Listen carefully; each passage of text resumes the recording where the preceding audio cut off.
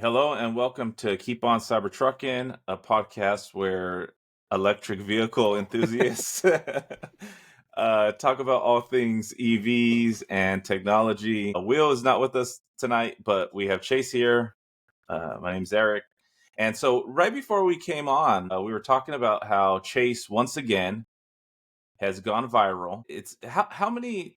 Well, let me show the clip real quick. But how many months has it been since you recorded this? Let me get this It was put up on the... I want to say it was in June. Let me see. August. So right here, you could see that the official Cybertruck X account posted a Chase's video of him jumping a Cybertruck. You said in August? This was around August? Yeah, initially when I posted this, then it's been like pinned up in my account for a while now. And I think a couple of accounts like had just got aware of it and reshared it, and then it made the rounds enough where the official Cybertruck account was like, oh hey, and jumped on it. But at least this way it actually shows from me, like it is tagged me in the video, which is cool. Down here so you can see it says I'm from Chase. So I'm cool with it. Yeah, I got a lot of new questions of people that had never seen this before, and they're like, "Oh, what rap is that?" and all these other things. Yeah, it's kind of cool. Yeah, no, it's really cool. Well, I didn't realize that the official Cybertruck X account had posted this. Mm-hmm. On my IG account, I kept getting, I follow a lot of Cybertruck owners and accounts, Mm-hmm. and I was getting a lot of that in my stories and on the reels of your video, the jump of your Cybertruck. And so I was messaging everybody back going, "Hey, give Chase credit. You just posted it. You didn't even say who did this." And so, but I think that's pretty cool that you're finally getting your flowers, as they say, from Tesla and Cybertruck official accounts. So congratulations to you. It says right here, 162,000, almost 163,000 views. So I'll take it. Months later, you're still going viral. I was gonna say, I think the initial one, because those view counts are only from the one that they post. But if I find my original, and it was up there, it was over 100,000, but it was also reshared by quite a few big channels. I was hoping to get like a like or something from Elon just to like have that satisfaction. But like maybe if I like, I don't know, maybe there's a way to like comb through this Cybertrucks video and see the likes of if it has Elon liked it or something like that. But I was just hoping that somewhere in here they would have like said, oh, at Cybertruck ATX, Chase from Keep On Cybertruckin podcast, right? Or Sheesh. And then I tagged on. Okay, so if you scroll down a little bit, that is some new footage that I dug up. I'm like, let's see this one right here. Yeah, so this is a POV, and you can hear the music we were jamming out to. Yeah, but this is the POV of one of those jumps that are in the video, and you can see like how just smooth it is. Like you don't really notice that you're in the air that high. No, and it's just done. Like it's crazy. I love all the photographers on this. Very brave to stand that close to the track. That's cool though. I love the fact that there's tracks like this, where you can go. It's a controlled environment. Yep. You don't need to necessarily go off the beaten path to get to it. It's a truck track. Like all those tire ruts you're seeing, like as I'm driving, are from me. Like it was literally a fresh track, and even when we went out there, like the guy who owns the track, he sent one of his guys over to bring out the water truck, and they literally, I was just gonna say, they went and they put fresh water down, so that's why it's not all super dusty. Yeah, I was just gonna say, you could tell the dirt's darker, as out in this area. Yeah, which is cool because anybody that goes out to the desert and off-roads their trucks, they know that you get a lot of dust and dirt in your truck, and it just creates a big mess. So that's really cool. It was a lot of fun. I highly recommend it. It's Cycle Ranch. They're the ones that really need the credit. Cycle Ranch in outside of San Antonio, Texas. So if you're in Central Texas, anywhere around there, go check them out. They every first Saturday of the month, they do Raptor runs. Like just basically a bunch of people bring their Raptors or any other 4x4 that has good suspension and runs that track and goes jumps and has a lot of fun. So yeah, like a whoever got the Cybertruck. idea, or a Cybertruck. Yeah, or a Cybertruck. Which I guess I wasn't the first Cybertruck out there, but it's the first one that we recorded, at least I know of. It's the only one that matters. Yeah, we're the first of the internet, the coolest looking one. Exactly. Well, congratulations to you once Cool, again. thanks. Another viral video. Well, same video going viral again. So, Redo. happy for you. Speaking about events, let's talk about. Yeah. Let me pull it up here. If you remember another viral video that went around that it did also get some Elon attention. It went like viral on Reddit too, and all over the place. Yeah, if I could find the darn thing. Where did I put it? Okay, there it is. Let me pull this up real quick. I apologize. So right here, the Cybertruck Rodeo Part Deuce. Yeah, why don't you talk about, because you attended the first one, correct? Well, I didn't. So that was the sad part, that I didn't attend because I was spending the weekend with my wife. It was our anniversary. So I couldn't make it to this one last year. Okay. But the good news is that it's a completely different weekend, a different month too. It's actually, they're having a little bit earlier.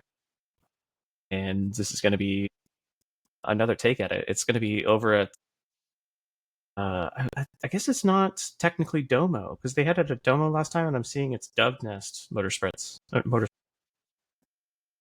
And you mentioned that last year.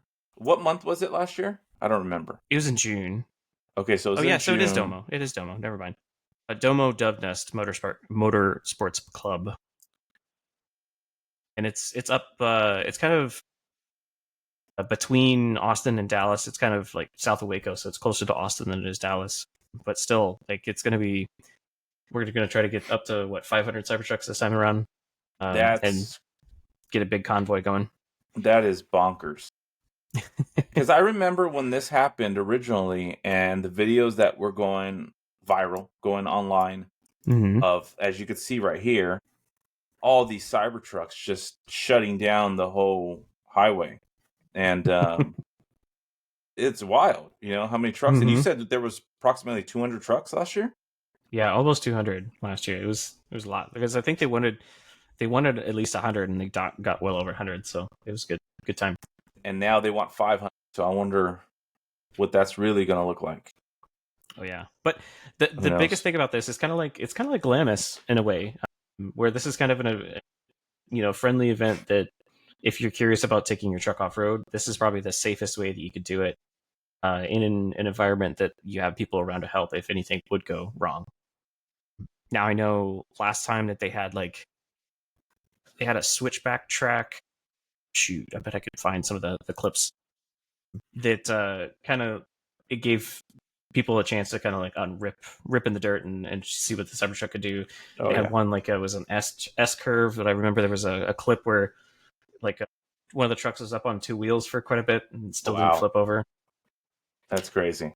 Well, let's give out the information for people who aren't watching us, possibly listening to us.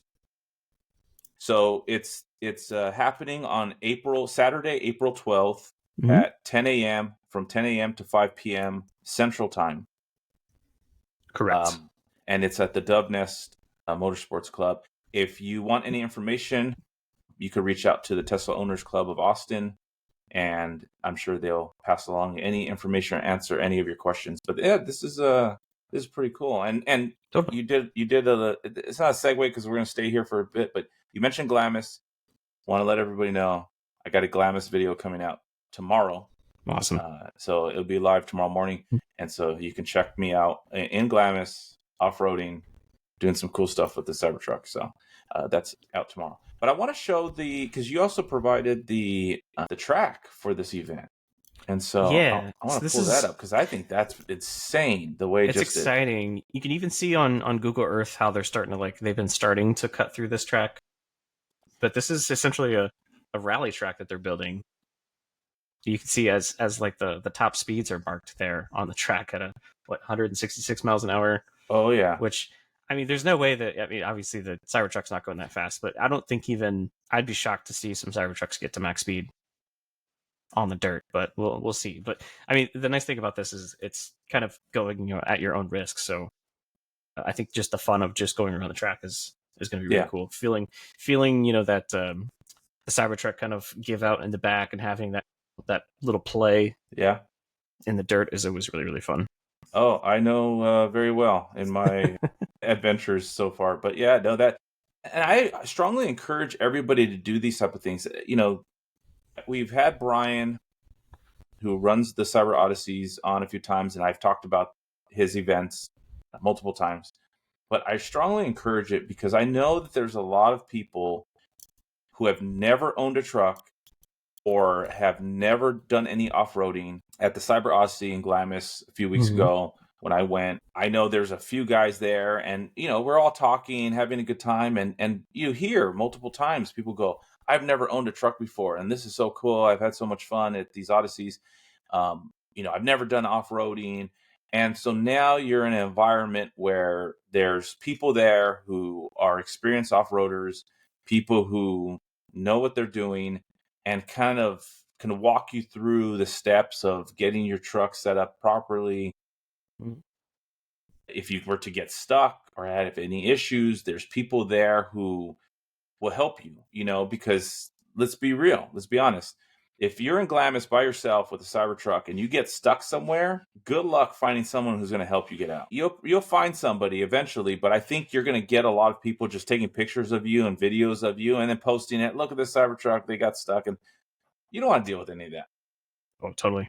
So all these events, I love this event here that's happening in April because it's on a track. It's in a controlled environment. There's going to be hundreds of Cybertrucks there. Everyone's going to be very helpful, and I could just imagine this being just an amazing event. So I highly, highly recommend and encourage people, if you live in the area or you want to make the drive, go do something like this. It's a lot of fun. You'll have the time of your life for sure. Totally. I'm gonna convince them to let me bring out the Lightning and see what I can do off-road too. Yeah, it's either that or I'm gonna be renting a Cybertruck and be trying to find a way out there too. Well, it's a good way for you to test out the Lightning as well, just to kind of you've done this type of stuff with the Cybertruck, and now you could go do it with the Lightning. But it's like in Glamis, we had a Rivian. The day that I was there, I was only there for one day. We had a Rivian there. The day before, there was a Hummer there. The day after, a Silverado came out. So it's it doesn't necessarily just need to be Cybertrucks, but EVs doing cool shit off-road. That's pretty much what it is. That's that's the thing. So yeah, once again, that's happening on April 12th, and contact Tesla Owners Club of Austin if you want more information. Speaking of Cybertrucks and kind of the hate that Cybertrucks get, which if you own a Cybertruck, you know what I'm talking about. And it's not just Cybertrucks at this point, but there's a lot of things going on in the world. There's a lot of things going on in the political space. And recently in Massachusetts, there was a supercharger that was mysteriously burnt, lit on fire. And here, let me go ahead and click on this. Hopefully it's not too loud. I don't think there's any mystery. Yeah. Maybe who did it, but I can tell you their motives. Oh, 100%. But you can see right here, there's, superchargers were lit on fire. And there's a lot of hate going around. There's a lot of vandalism, and as you saw there, a whole supercharger getting lit on fire. And it just it's pretty wild to me. I understand that people may not agree with certain things and may not like certain things, but I find it a little extreme to go and ruin property. Or, we see a lot of times, and I think anybody who probably watches us or listens to us is probably aware of what's happening. And it's like Cybertrucks are constantly getting vandalized. Teslas are constantly getting vandalized. Yeah. And it's getting kind of crazy. At least with normal Teslas, you can kind of blend into other cars quite a bit. But I even saw one that was going around today from a guy named Nas that, he was saying he's owned his Cyberbeast for 3 months in Seattle, but has been, flipped off, cut off, and has had his Cybertruck vandalized with stickers or people just writing stuff into it in, the dust or whatnot. It's like, it's the same kind of stupidity thinking that you're going to you're gonna get at Elon somehow by like messing with someone's personal property. Like it doesn't make any sense.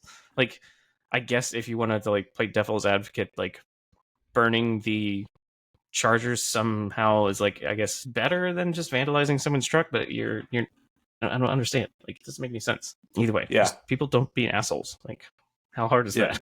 No, 100%. And Mark is in chat, and hey, Mark, appreciate you joining us this week.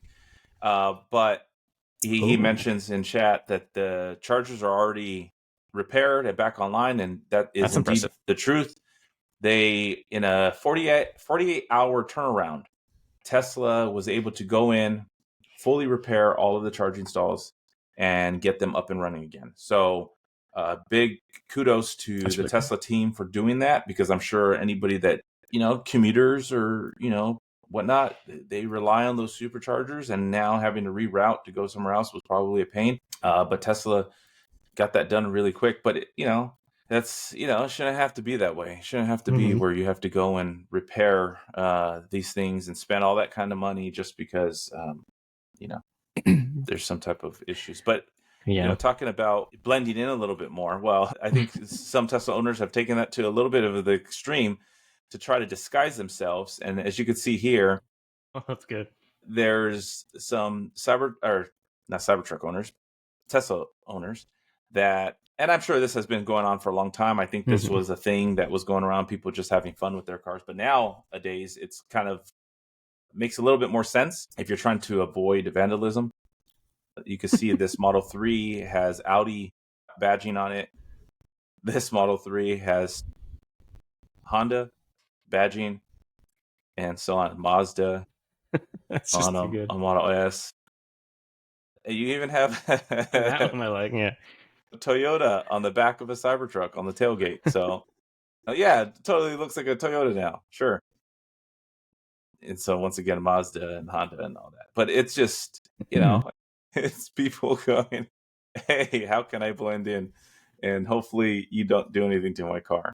I will say, though, like for the first like 3 months of driving the Cybertruck when we first got it, like when it was like the height of like nobody saw these on the road before and that whole business, we were like, obviously I got people that were like upset, but it was never at the level that it's at right now. And No.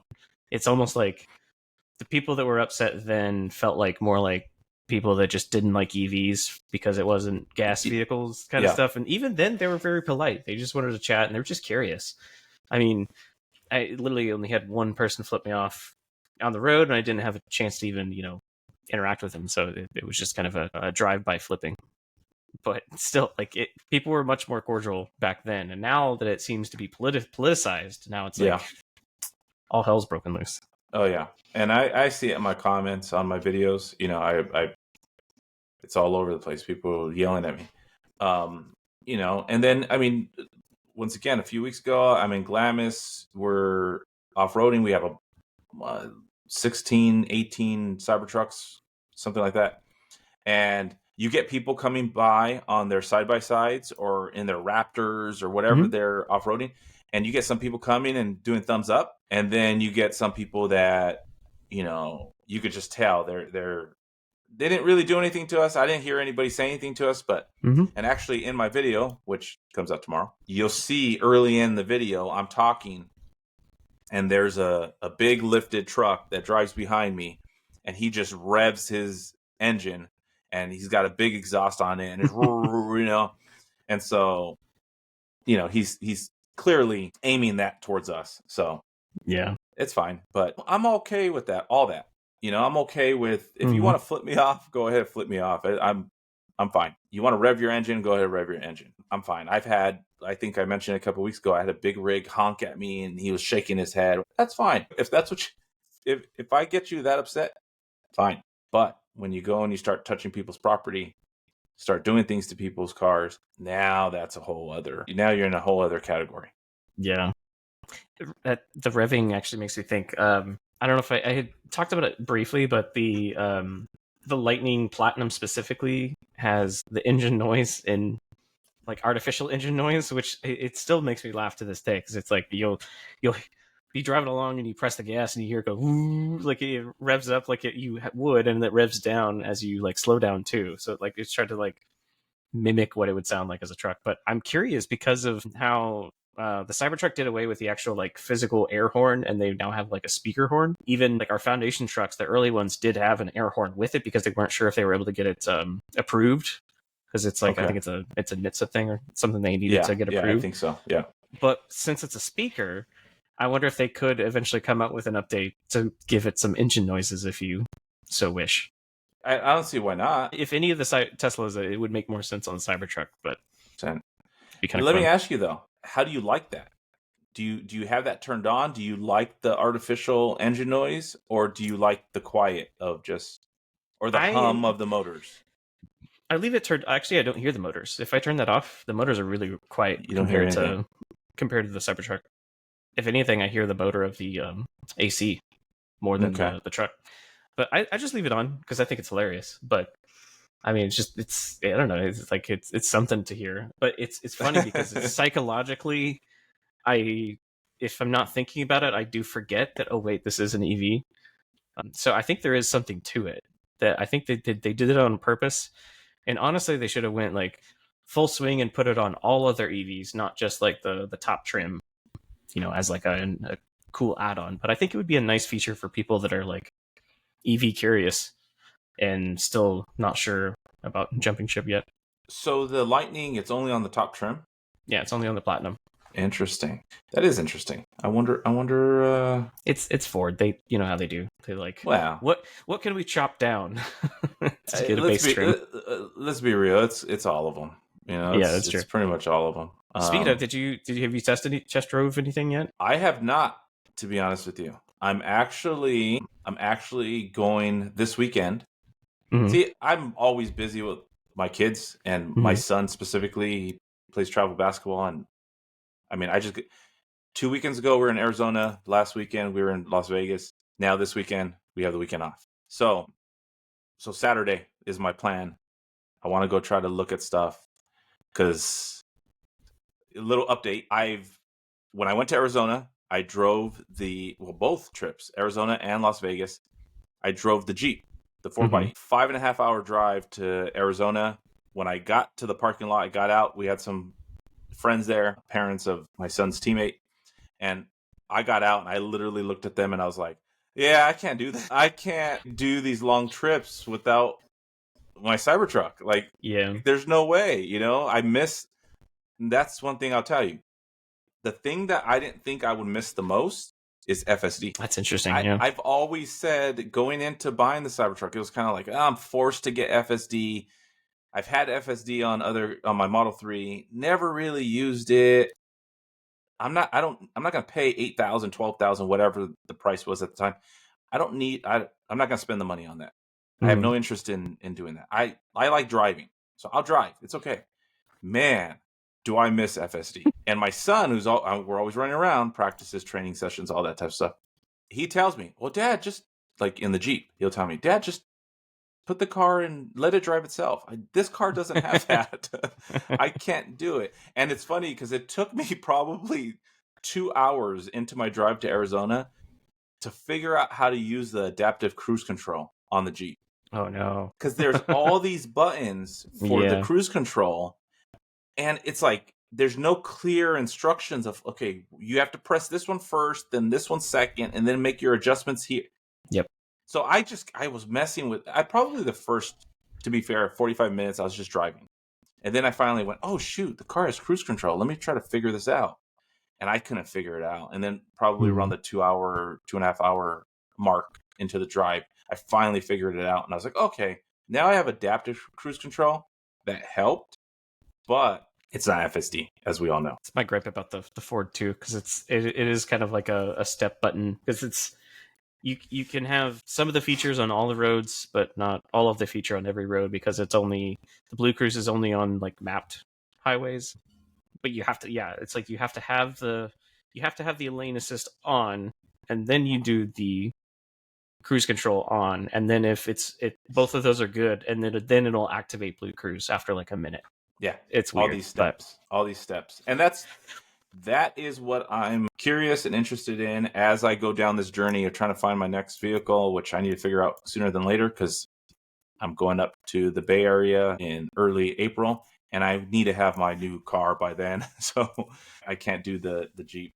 But that's going to be probably one of the things at the top of my list is how well is the cruise control, autonomous driving features in whatever car I get, and everybody kind of has their own little version of it. I know for a fact nothing's going to be better than an FSD. I know that, but that's going to be one of the things on my list of, okay, I'm going to probably have 3 or 4 things where it's like, I need to have these things, or at least close to these things, whatever their version is, it has to be as close as possible. And then obviously I'm going to have some other things, but so I'm going to find out this weekend. I'm going out. Not 100% sure what cars I'm going to go look at this weekend, but I think where I'm going to start is the Hummer and the Sierra EV, and take a look at those, and then see how they perform, how they stack up. Hot off the presses from an hour ago, that Cybertruck has said that if you're looking for a 60-month lease or 60-month loan term, they're offering 1.99 APR on Cybertrucks now. They are, and I was going to get into some of that. Not that necessarily, but I'm glad you pulled that up. But I was going to talk about something I found. So I'm going to kind of skip ahead a little bit here. Well, one thing I noticed was because, I'm an active car shopper these days. The Cybertruck lease payment went up. Remember, it was $749. Yep. Now it's $899. Weird. So that's not cool. So more than likely I'm going to lease, because I'm going to be real. I'm really intrigued by the Scout. And so what I want to give myself some flexibility. I know I could buy, and in 3 years or whatever it's going to be, 3 to 4 years maybe, I'll have some equity in the car and I can sell it, and I should be fine. But I think what probably makes the most sense right now, and I haven't made my decision yet, is I'm leaning towards leasing. Looking at this, I've been looking at the Cybertruck and just kind of, looking at the inventory and seeing what's out there. And I came across the fact that the lease payment went up. It's and interesting. I go, oh no, that's not good for me. If it was $749, now it's $899. That's $150. Yeah. And it's still seven grand down. I'm the worst person in the world when it comes to this type of stuff. If I go to the store and let's just say toilet paper, certain brand that I like or whatever, it doesn't matter what it is, and it's $5 off. It's normally $30, and today it's $25. And I go, I don't need it today, so I'll just, next time I come. The next time I come, 3 days later, it's back to $30. I won't buy it because I'll go, it was $25 just a few days ago. It'll be $25 again. I need to wait. And so, right now with this lease payment, I'm like, if I was to decide to go with Cybertruck again, it's like I need to wait till it's back to $749, and I don't know if it'll ever be back to $749. Yeah. So that's kind of threw me for a loop. I was hoping that was going to stay a little bit longer until I made my decision, because that would help make my decision. But maybe not. I don't know. Time will tell. Can't find the link, but I do remember seeing this last week. People were talking about a lot of there was a lot of trucks in inventory. They were getting discounted, like even up to like 6,000. Yes. In discounts. So I've seen some trucks in my area. Here, I could pull this thing up again. If you go to the inventory, as a matter of fact, did you see this? When you click on Tesla or you type in Tesla.com, this comes up. Oh, what? Someone take their website down? I don't know. Look, it even says down here eBay. What is eBay? They get hacked or something? Tesla.com's working for me. Is it really? Yeah. It doesn't work for me. I mean, if I type in a specific, like if I go to Google and I go Tesla. No, it's working for me. It'll pop up for me, but if I go here or something. Yeah, because it was Forbes that had a big article last month, about a week and a half ago, that they're basically anticipating the EV tax credit to go away. But also mentioning about they're noticing like Cybertrucks are getting discounted as well. Yeah, so if you between 4,000 and 6,000. Yeah, if you click right here, I think we talked about it a couple of weeks ago. Mm-hmm. I don't know. I'm not sure if you were on with us that day, but yeah, if you look right here, this one is 66,990. Obviously, it's giving that gas savings, but you take that off. Oh no, this one shows 79.99. Okay, that one didn't do it for me. Let me see. Oh, right here. See, these say reduced price. Mm-hmm. Yeah, so right here you could see there's a 6,180 price adjustment. But interesting as well, because this is a demo vehicle with almost 2,000 miles. You can't lease this. There you go. So you have to purchase it. So that probably would be their demos. But yeah, I see the one at the top too, the 66. It's wild. It's a great price.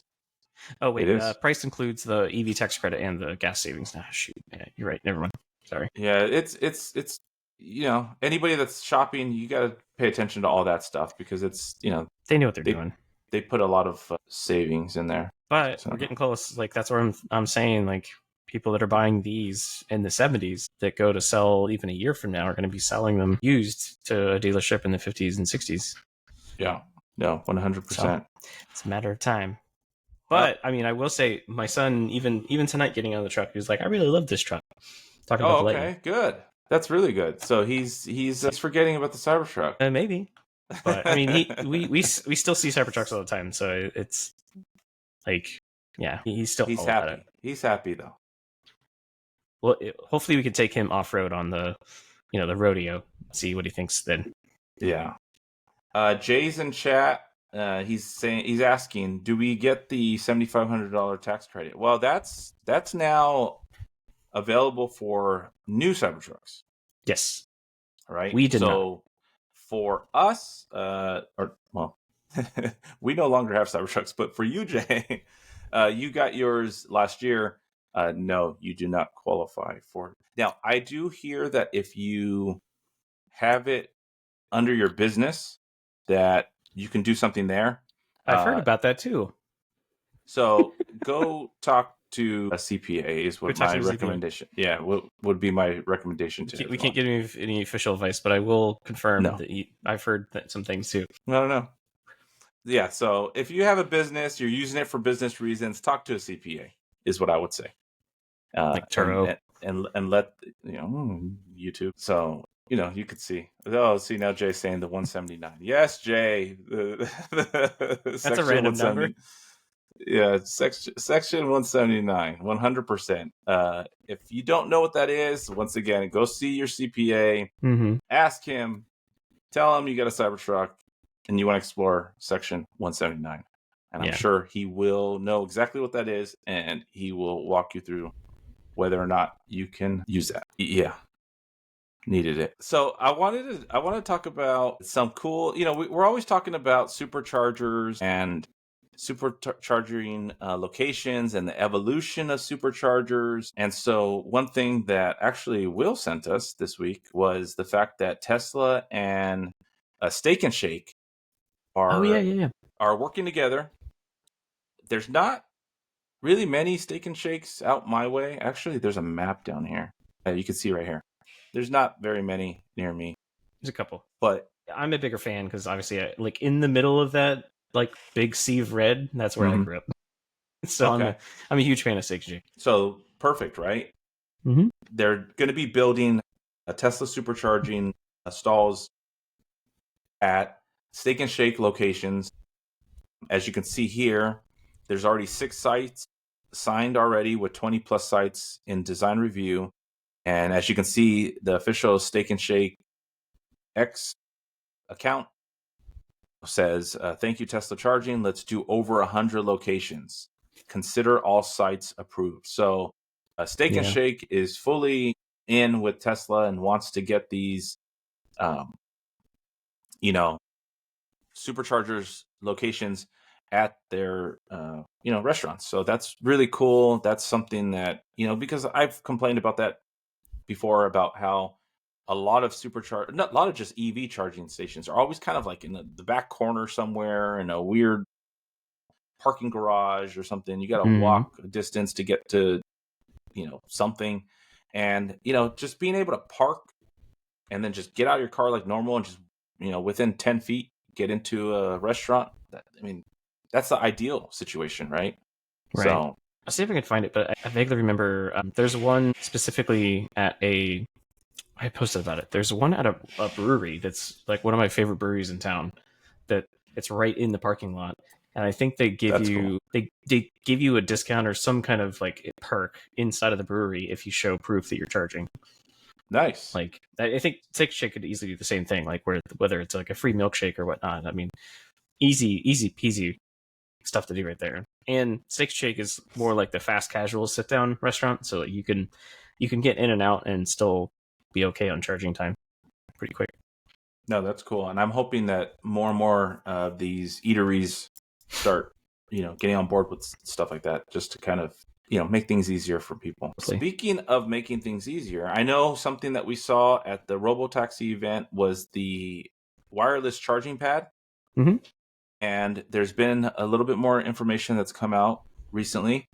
I believe on a podcast. What was the podcast? On the Ride the Lightning podcast, Lars was on there, and he was talking about, remember the snake arm, the robotic arm that charges your Tesla, so you don't need to get out of the car and actually plug in your car to charge. Mm-hmm. He was talking about that. He was just talking about how Tesla's in talks and in the stages, I guess, in the process of making things easier for Tesla owners when they get to a supercharging location. And he's saying with the V4 superchargers and the technology and everything that they have put into it, that it's making it easier for them to where hopefully in the near future, they're going to be able to have the ability to where you just back in or pull into a supercharging stall. And whether it's one of those arms coming and plugging in your car, or it's has a wireless pad that you just drive over and your car will start charging. And they're really trying to simplify and automate the charging process for Tesla owners, which I think is really cool. I think Will even said it like way back in an older podcast that would be the future, like having your parking lot just to have those pads and you just go park your car and it charges for you. Makes too much sense. Yeah, no, 100%. And that's why we love Will. Will's got all the. It's got to be lower speeds though, because like I can't imagine like going and parking at like an HEB or the grocery store and like spending 30 minutes, 40 minutes in there and like getting charged overage fees. Like it's got to be slow enough where it's like it's just a trickle charge. Yeah, I think it would probably be something like at a location like that where they know you're going to be in there for probably 45 minutes at least. Mm-hmm.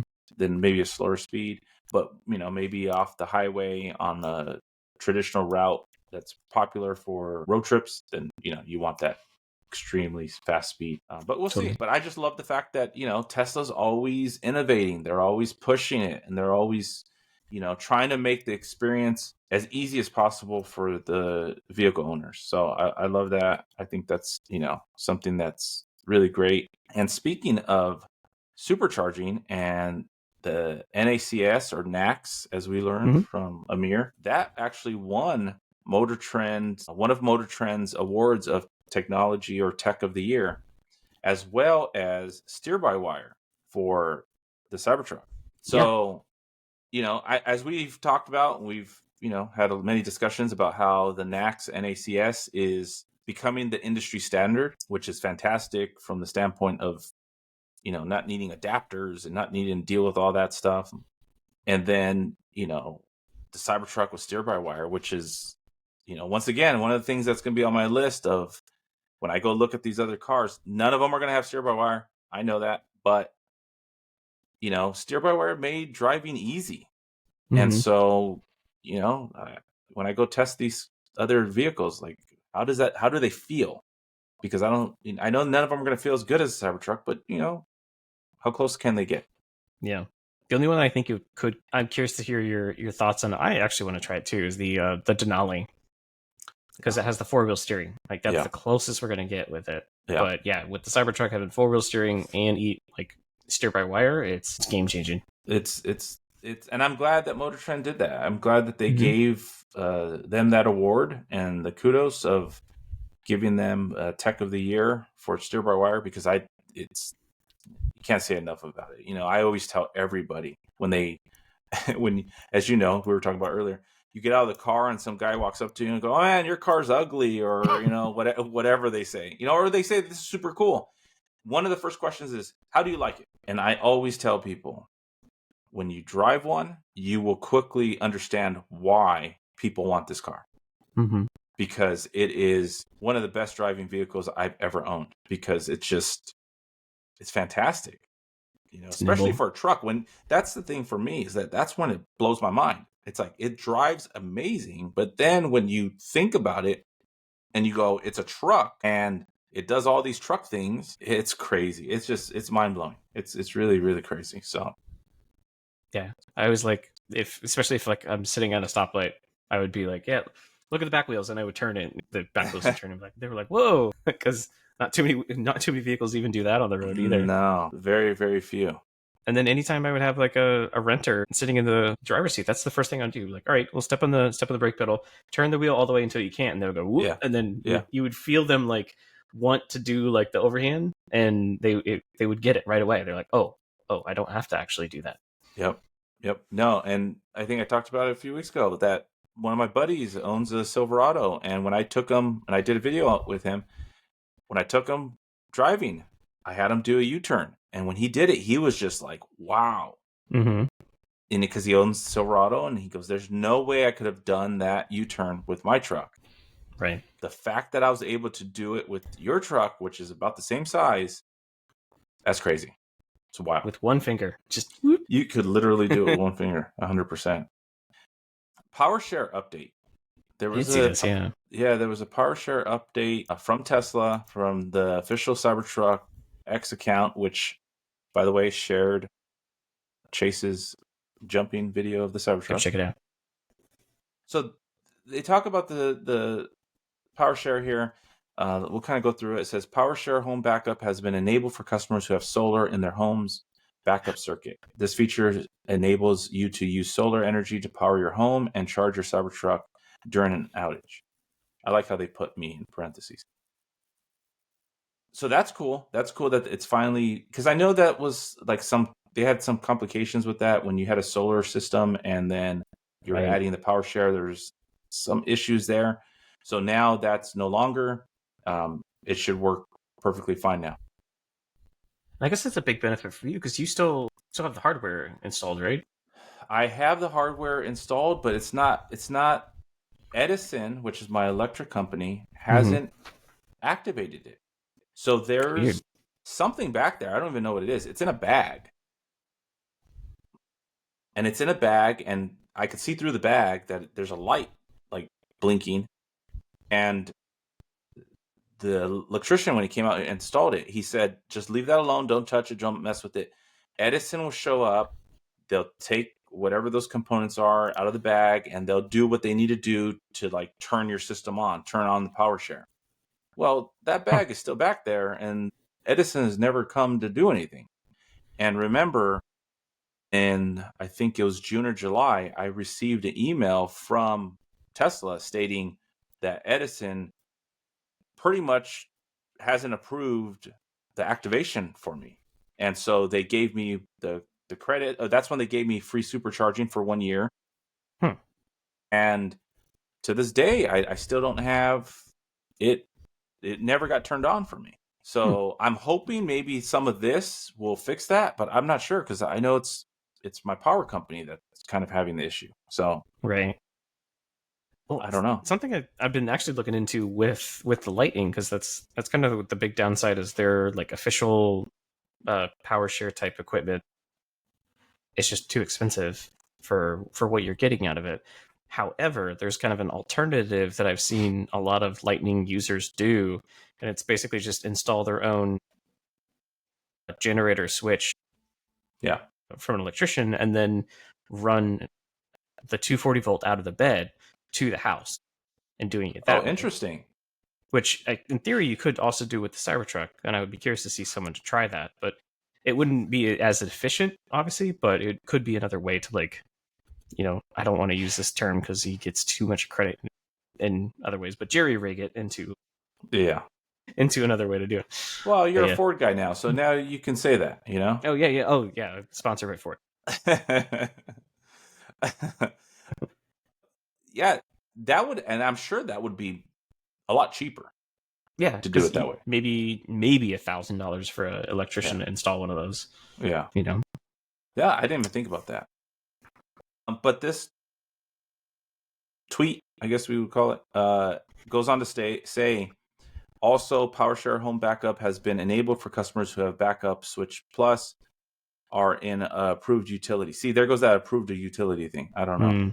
If you're waiting to complete your backup switch installation, please reach out to your installer, which I'm actually going to reach out to my installer to ask about because I haven't talked to them in a while. So I'm going to ask them about my situation. But lastly, it says for Powerwall owners, PowerShare will be enabled for customers with Wall Connector 3 or Universal Wall Connectors in Q3 of 2025. Some news and updates on PowerShare. Hopefully, I could get mine working soon, even though I don't even have a Cybertruck anymore. But at least, I mean, that would be a big selling point for you, though. If you're stuck between, Denali EV and a Cybertruck, and you're like, that could be like, well, I have PowerShare ready to go. It would be huge, and that's kind of went into my whole, decision to get rid of it. Obviously, number one factor was my inverters, and the frustrations there. Number two was the fact that Tesla was really making me whole by making me a great offer. Right. And then, and then also things like that. Like I paid, $2,500 for PowerShare and was never able to use it. Never was it able to even like just see what it can do. It was always just, it was never turned on for me. And so it just, it's frustrating. I will say, I mean, speaking of the Denali as well, because I know the Denali is doing it as well as the Ram. Like a lot of these other EV trucks are catching on to the idea that, we can just power the home. Yeah. And they're having their own kind of home setup as well. So yeah, if you go, I don't want to pay for official another system though if I don't need to. I don't know. Yeah, they're saying it's for 21 days.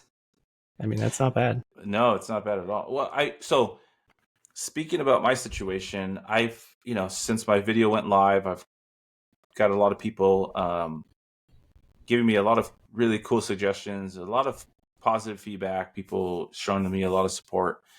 So I appreciate that. But Ram Charger seems to be like the lead horse.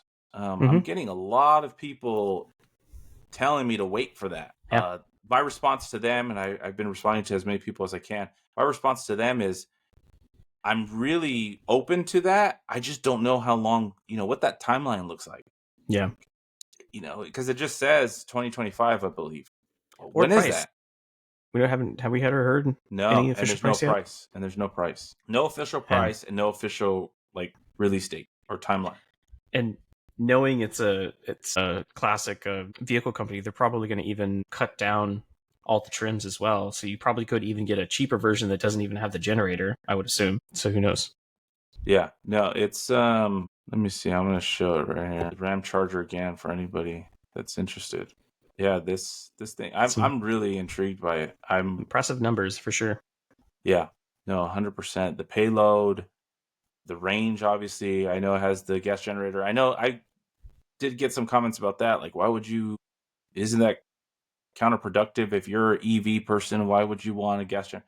I'm not exclusive to anything. I just want something that's cool and fun and, does the job. And so I don't care if it's, Yeah. I think EVs are a superior vehicle, not because it's saving the planet or whatever. Yeah. There's just so many benefits that you get either off-road or on-road that you can't get with a gas vehicle. I'm excited about this. I just would love to find out more and get some kind of a better timeline of what's happening. See, right here it just says coming 2025. So I don't know. We'll see. We'll see what happens. But yeah, this weekend I'm going out to go check out some vehicles and see, what's out there and how they stack up. There was one thing that I keep thinking about because the speed of the lightning off the off the bat is about the same as the Cybertruck, but it's Cybertruck dual motor specifically, but it feels different. And I was just wondering about that today, actually, before the podcast, is like if there's a difference between like the torque, and it's not necessarily that it has more torque in the Cybertruck, but I'm just thinking that the Cybertruck's motors are just that much more responsive than what Ford is using. Because like Ford's, it's saying they've got like 775 foot-pounds of torque. Cybertruck is anywhere from 512 to 683 on the beast. So it doesn't make any sense that the torque is that low, but the engines are just that much more just responsive. Well, I think it just goes into, I mean, Tesla's been doing this for a long time, right? And this is what they do. And so they have everything dialed in from that standpoint, you know. Yeah. Obviously, all the legacy automakers, Ford and Chevy and, you know, Dodge Ram, you know, they're all playing catch up, trying to figure this all out. And so, yeah, I believe that even if the numbers are in Ford's favor, let's just say, it's not going to outperform. Yeah. You know, so. Because it definitely doesn't, like, I can't be going, 50 miles an hour and then slam on the pedal and have it still sink you back into your seat like it does in the Cybertruck. Like, it definitely feels more like a gas vehicle. Maybe that's on purpose. Maybe it could be. They're trying to make it feel a little bit more like a gas truck, which I could totally see them doing. And this is even talking about like sport mode, which is supposed to be more responsive, but even then it's still a little sluggish, but it's still quick. I like it, but it's not the Cybertruck. And those are all the things that I'm going to be kind of paying attention to, right? When I go look at all these things, it's like, okay, you're electric, but how do you stack up, you know? And, you know, how's the takeoff, the launch? How's the driving performance and all that? So, yeah, you know, I think that's where I mentioned, you know, the unique perspective, the unique opinions that I can provide, because it's like I owned the Cybertruck for over a year. And so I know what that truck feels like. And so now every time I get into something else, I can really give that immediate input of, yeah, no, this isn't it. Or, okay, it's close, you know, or it's outperforming, you know, we'll find out. Don't know. But other than that, that's all I have. Chase, I don't know if you had anything else that you wanted to share. I think it's about it. Yeah. Okay. Yeah, I'm interested to hear about this RAM charger more. I want to see what's going on with that. Well, if they don't let us know something in the next 2 or 3 weeks, we won't have anything to talk about. I think I need to make my decision. So we'll find out. So cool. But for everyone that joined us this week, I appreciate you guys, and we'll catch you guys next week. Hopefully we have Will next week. So yeah, I think so.